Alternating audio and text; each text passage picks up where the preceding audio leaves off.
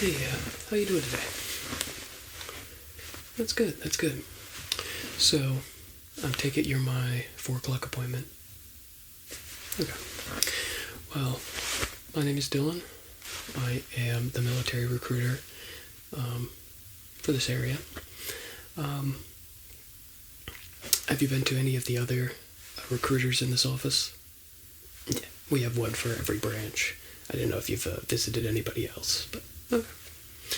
Well, I'm here with the Army branch. What brings you in today? Okay, you're looking to join up. What's your age by any chance? Okay. No, that works. That works out very well. We have plenty of jobs here in the Army, if you're interested in any of them. Basically, what's going to happen is, I can try to get you down a particular path for a job. However, I can't really guarantee anything, sitting here today. I just want to be open and honest with you. There's a lot of recruiters out there that will,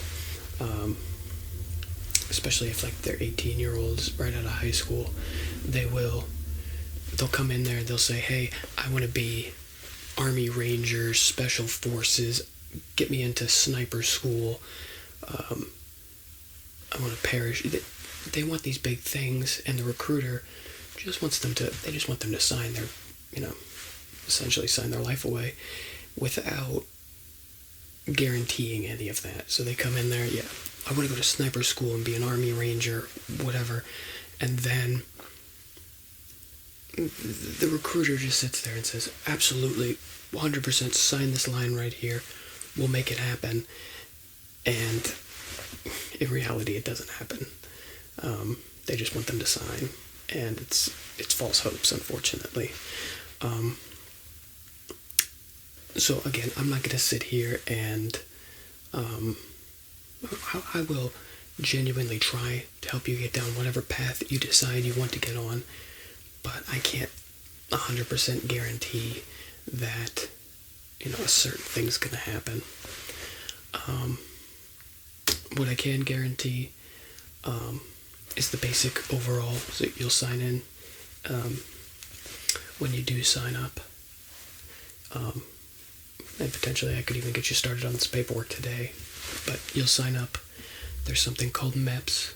They're going to go, before you do basic training, you're going to go there. They're going to do total physical assessments on you, make sure you're up to date on your immunizations, vaccines. They're going to do an eye test on you because you have to be able to see. Just check your overall health and fitness. That way you don't get to basic training and something bad happens to you. Whether it be, if you're out of shape, that's one thing. Basic training can help you with that. If you have cancer, for example, I'm just throwing something out there, and you hide that, and then you get to basic training and it gets worse, then obviously that's a problem, and you're probably not going to complete basic training. I've seen it before. Even totally healthy people, it does happen. That's why I like to be open and honest with people about these things. I've seen someone, they make it through several weeks of basic training, and then they break their leg. They catch a really bad respiratory virus or something like that, and unfortunately they have to repeat the whole basic training all over again. So, like I said, I try to be open and honest with people. It's not hard. I know there's a lot of stereotypes out there that basic training is this very hard, it's not. I'm not going to sugarcoat things and say it's not. That you'll be tested physically and what have you, but it's nothing that's impossible. Basic training it's just that. It's basic. So you can, if you put your mind to it, you can easily accomplish it. There's no problems there. So like I said, you'll sign some paperwork, you'll go to MEPS, they'll do a full assessment on you, make sure you are good to go. From there, if you are good to go, they'll get you a basic training start date, and you'll go out to whatever fort that we assign you for your basic training. It'll be a couple weeks. Just when you get there, just don't bring anything personal. We have guys that will bring in, cause you can't bring in any of your own stuff. They'll issue you uniforms, they'll issue you hygiene supplies, toothpaste, toothbrush. If you wear glasses, they'll issue you glasses. They'll issue all that. We have some people that bring so much personal stuff with them, it's not even funny. And unfortunately, all you can do is throw it in a locker, and you'll see it at the end of basic. So I just tell people, just don't even worry about it. You can have gifts or mail sent. It's up to the platoon whether or not it gets, as drill sergeant, whether or not it gets read out loud in front of the whole company. But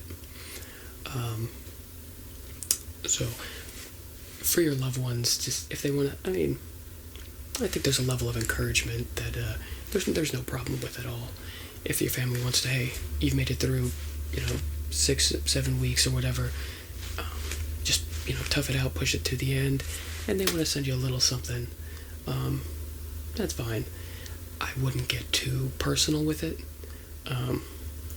There's been quite some stories of people where those letters put their whole lives out there, and it's something. So I tell people to just refrain from anything too personal. But like I said, you'll go out to basic training. They'll issue you everything. You have a nice overall, there's some physical aspects of it. Try to get you in physical shape. There is a push-up, sit-up, mile run time requirements. They're nothing crazy. You don't have to be this triathlon runner or anything, but we do expect some level of physical competency. So do some physical exercising and whatnot. Sometimes there's ruck marches, so you'll have a ruck on your back. Do physical. There's a lot of classroom involved of just basic drill movements, just sort of the hierarchy ranks, the hierarchy of everything. So you'll just get an understanding of the military, especially if you've never really been introduced to it before. There's some pool time for swimming activities and requirements.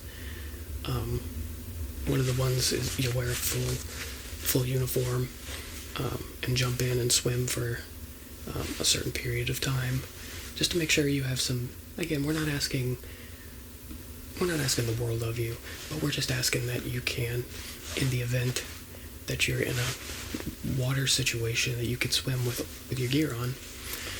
So there's water, physical activities, there's range requirements. You don't have to be a marksman by any means, but you just have to know basics of how your rifle works, cleaning it, tearing it down, and then you put some rounds down range. And just like I said, it's nothing. It's a couple weeks, nothing too crazy. And no, I don't tell anybody that it's nothing they can't handle, because there's plenty of people all the time that go through basic training and they pass with no problems. So I don't want to scare people, but at the same time, just have a realistic expectation of going into things. Once you graduate basic, you'll go to AIT school. That's where you will specialize in whatever you want to do.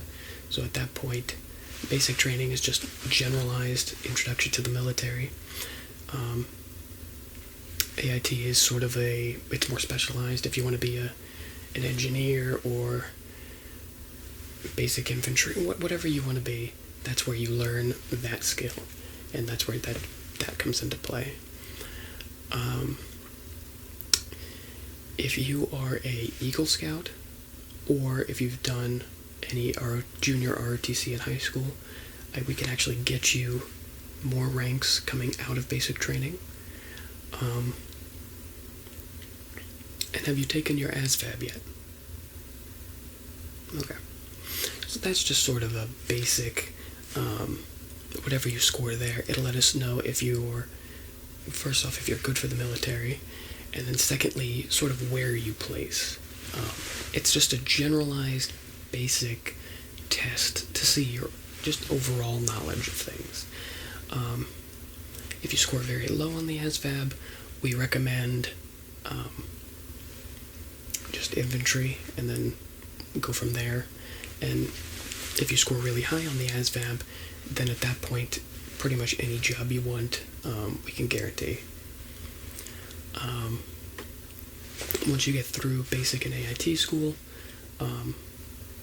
you can either do full-time, reserves, or National Guard, depending on if you want a full-time job of this. You could do active duty. If you want, reserves is 1 weekend a month, and then it's 2 weeks in about the summertime every year.